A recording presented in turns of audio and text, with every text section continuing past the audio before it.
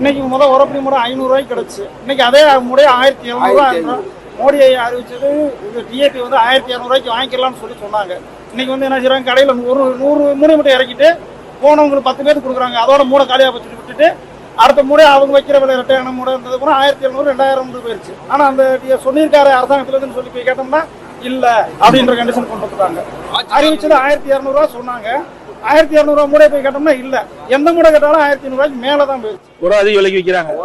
மருந்து விலையும் குடிக்குது சார், எங்களுக்கு பிறகு காசும் குடிக்குச்சு. ஏதோ நாங்க எங்களால வேற வழி இல்ல. இதுலயும் பூச்சி உழுகுது, நிறைய பூச்சி உழுகுது. பூச்சிக்கொல்லி மருந்து அடிக்கணும். சரியான மருந்து எங்களுக்கு தரல, சரியான மருந்து எங்களுக்கு தரல. ஒவ்வொருத்தரும் இந்த மருந்து அடி இந்த மருந்து அடின்னு தான் சொல்றாங்களே ஒழிஞ்சு கரெக்டான முறையில் கட்டுப்படி ஆகலாம்.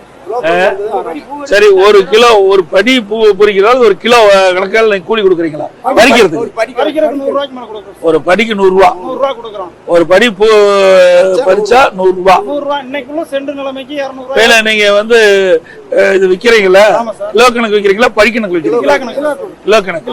ஒரு கிலோ என்ன விலைக்கு போகுது? இன்னைக்கு நிலைமைக்கு 200 ரூபாய் 250 போகுது. ஒரு படி எத்தனை கிலோ வரும்? 1 கிலோ. படி 1 கிலோ. ஒரு படி 1/2 கிலோ, 2 படி 1 கிலோ தான் 1 கிலோ வரும்.